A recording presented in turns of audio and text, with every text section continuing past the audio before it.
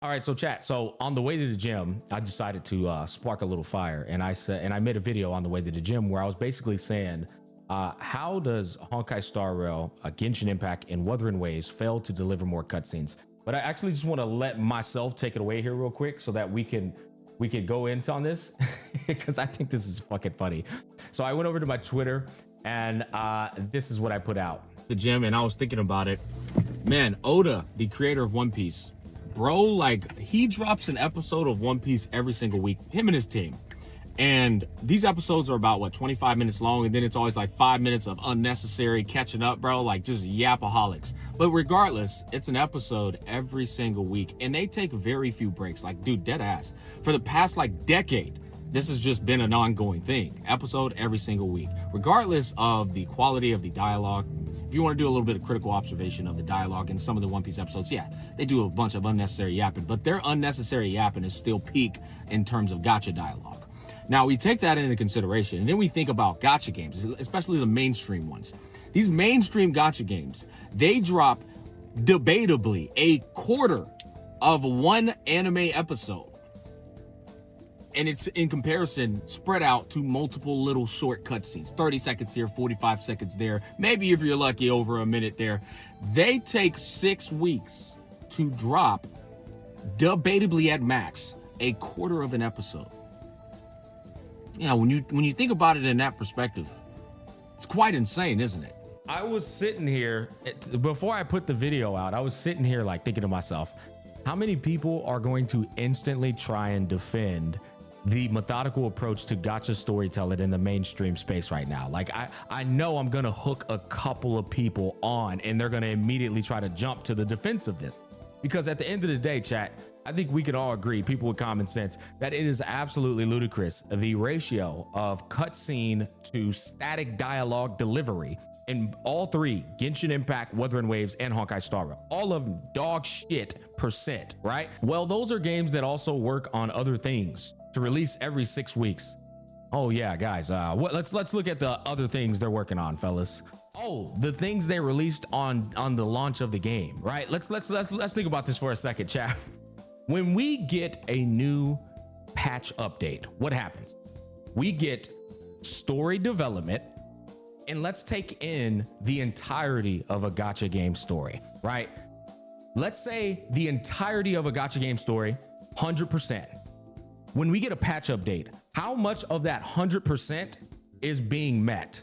I would say as close to 0% as possible, because these gacha devs aren't trying to deliver you a good palatable story. They're trying to stall the story as long as humanly possible to perpetuate you spending money in buying into their live service gacha predatory model. So they release story, true, but they release story in stall.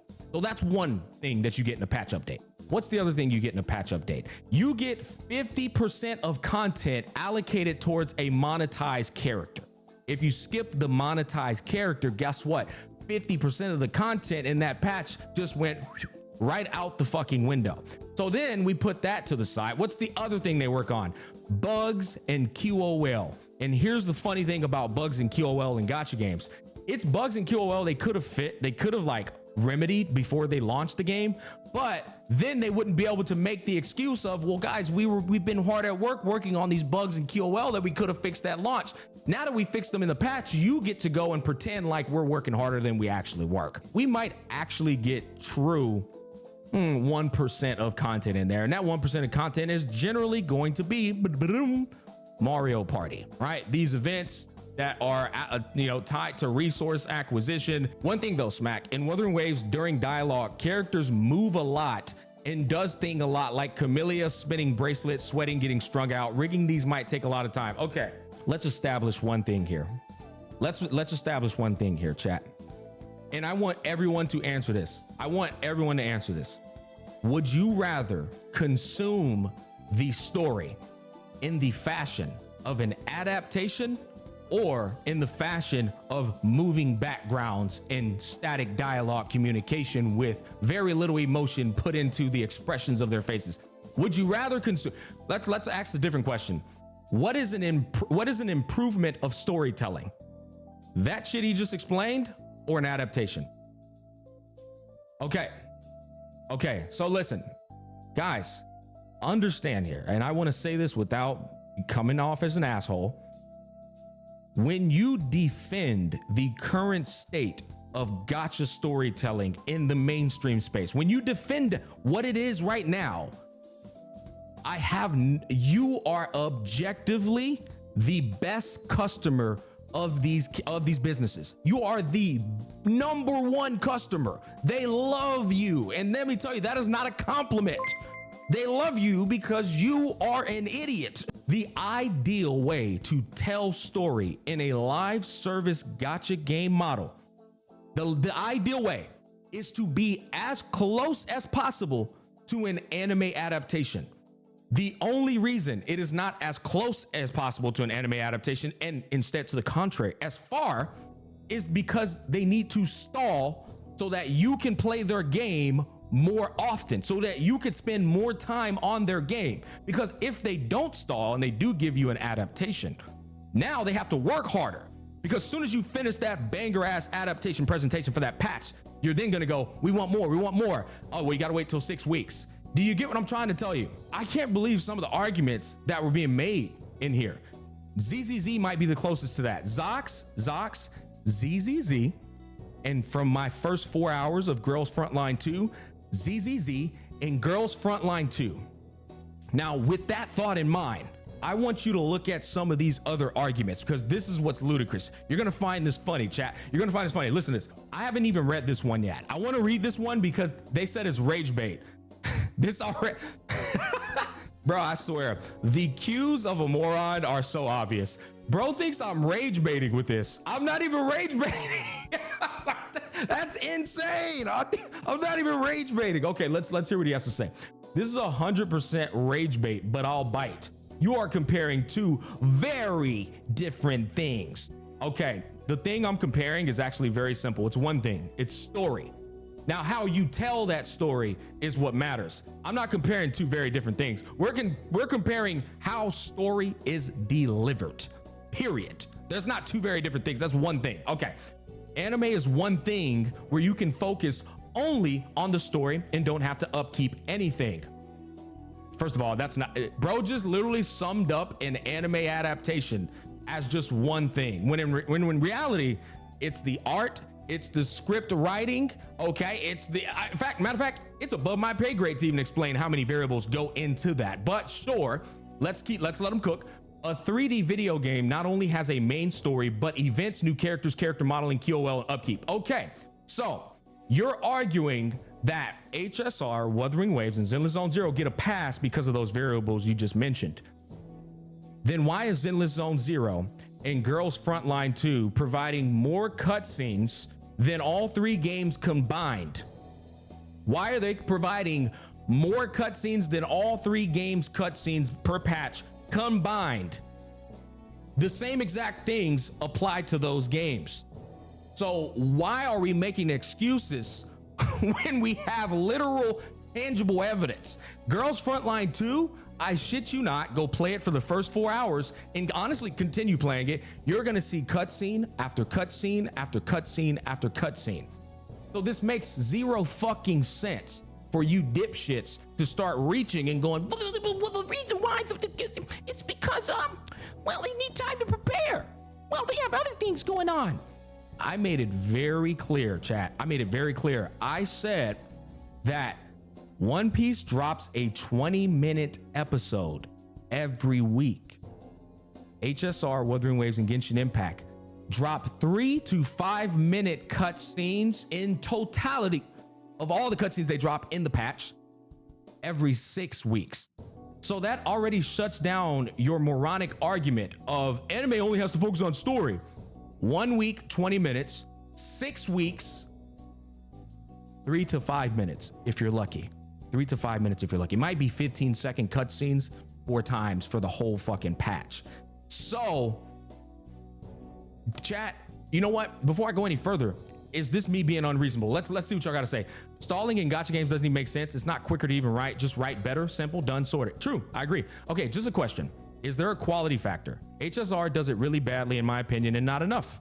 but I think WoWa does good cutscenes with good quality, even with lesser amount. Okay, Valorant, I'm gonna be honest with you. Why on God's green earth at the end of Camelia's quest did I fight a fucking bird together with Camellia and the main protagonist? How did that tie in to Camelia's story? Why did I fight a bird as the final boss? Because right now I keep hearing people saying that Wuthering Waves has some good story. What did we fight a fucking bird for at the end of that quest, huh? Can somebody math that out for me? Can somebody explain the 5 billion IQ logic of that bird? The bird is the one that escaped the Matrix? Yeah, true. Chat, let me tell you something. Everybody on God's green earth that is a Kudo bot said that Camellia was different from the other people that suck off the MC. When you got done playing Camelia's quest, did you think that she also, like everybody else, sucked off the MC? Why are we pretending like Wuthering Waves story is God tier? Chat, listen to me, man. You're arguing with the worst person to argue with these kind of things, because I actually will bring up exact scenarios. Chat, why does Shorekeeper story get so much praise when it's just an inferior fucking version of your to your eternity? It's literally an inferior version. She watches humans learn emotions, go through experiences, and still says, I don't know what these feelings mean. How did you watch humans go through 87 million different expressions, emotions, and experiences and still not know how to make an expression yourself? But like I told you, it's just a copy and paste from To Your Eternity. That's all it is. It's the same exact thing, but inferior. That's all. So I don't get where this God tier story is coming from. It just doesn't make sense to me. I went through Shorekeeper's story, and the only thing that caught my attention was the cutscenes. Otherwise, it was mid. It was mid. It's always mid. But gacha players love gassing up garbage. Gacha players, I'll say it again, love gassing up fucking garbage. Chat, listen.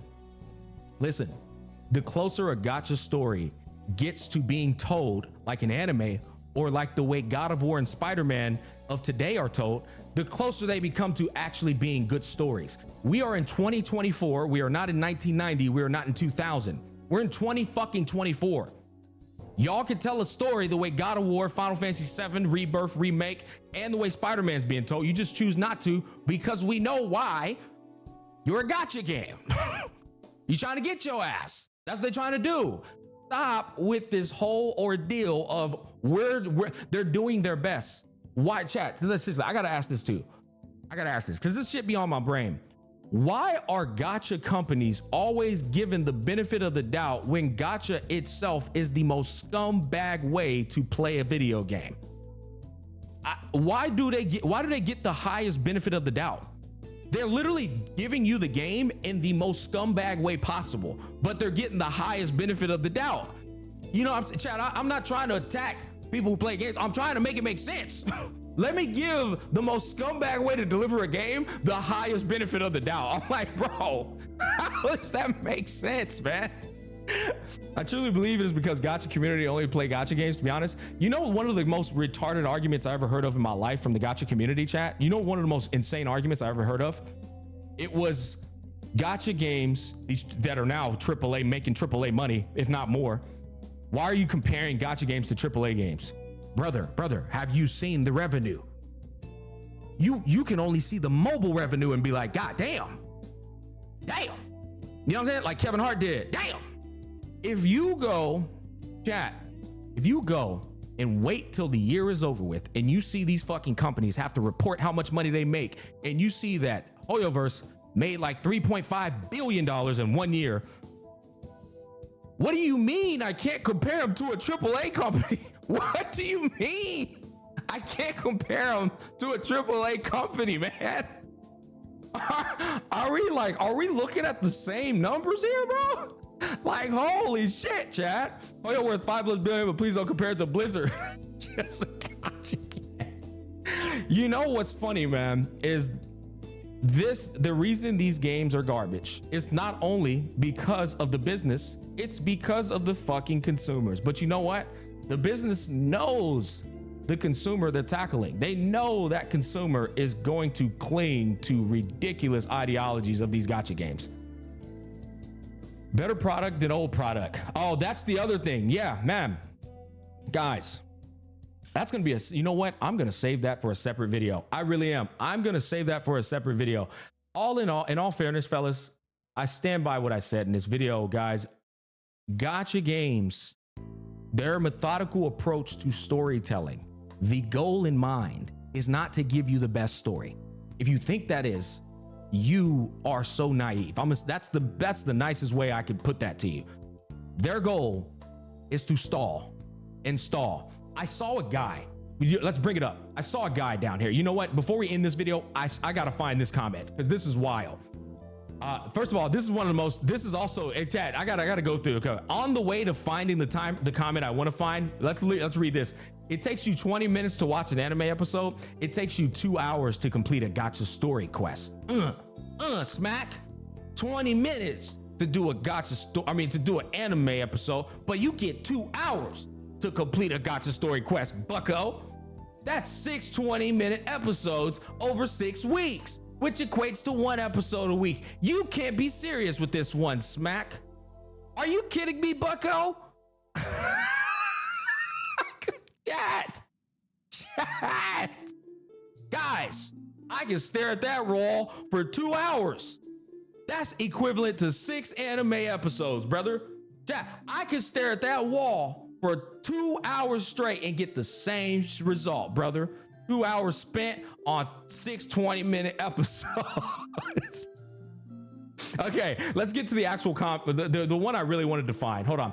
One Piece might be a bad example here because the anime is not weekly anymore. The anime has gone into a 6-month hiatus to make its production quality better. Whenever it's returning, it will probably be a seasonal anime like the others now. Despite that, you're totally right on all. Okay, listen, Dia John, you just glossed over 10 years of consistency to bring up the most recent example to serve the rebuttal you were making. Sure, they went on hiatus recently. What about the last 10 years though? We can't just gloss, like, how did we skip over that? Like, make that make sense.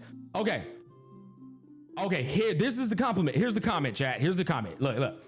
I do agree with what you're saying for the most part, but another thing is that animes have a source material to pull from, to extract, so to speak. So they have an easier time planning out episodes and how stuff get told.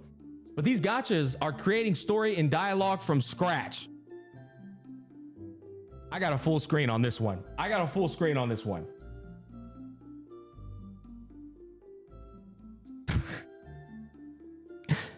So you're telling me these gacha companies, during their development process, where they have all the time in the world before they announce the IP, they said, let's wait to write the script for this story. Let's wait until the highest induced stress moment, meaning the 6 week to 6 week schedule we're about to take on. Let's not write the script right now in the development process. Let's just wait until the 6 week schedule and then we write that bitch from scratch. We're gonna do it like J. Cole do. I got 10 minutes to write 10 bars. Bam, go. Brother, come on, man. Guys, where do y'all grab these excuses from? Because,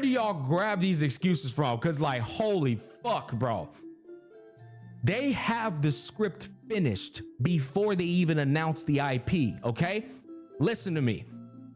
What they're doing is they're taking that already finished script during the 6 week period and they're saying, all right, now how do we stress that bitch? You know what I'm saying? Have you got it out the mud? Are you from the hood? You ever made a motherfucking dollar stretch 2 days? You can't do it today. It's impossible. But you made $20 stretch 3, 4, 5 days. I for sure bet you that. They're taking the script and they're going, how can we stretch this fucking script to infinity and beyond? Because the story's finished, but this ain't gonna last 4 years. We need something to last 4 fucking years. That's what they're doing. The script's already finished. They're just going, let's perpetuate this a little bit longer to get us through these 6 weeks.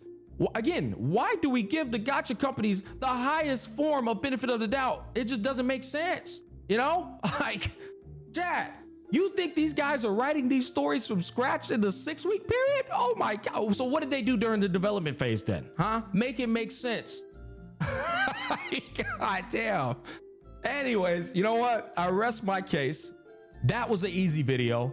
Please, guys, wake up and realize these guys are not working as hard as they fucking can. Please get this thought out of your head, man. Dear God, every time I have to make one of these videos, I think, damn, I just probably threw away 7 sponsors right there. But then again, I somehow continue getting sponsors. I think it's because these gacha companies know I'm just a real motherfucker. I'm not trying to step on their toes. I'm just presenting facts here. I don't know. Thanks for watching. Peace, love, and happiness. I'll catch you guys on the flip side.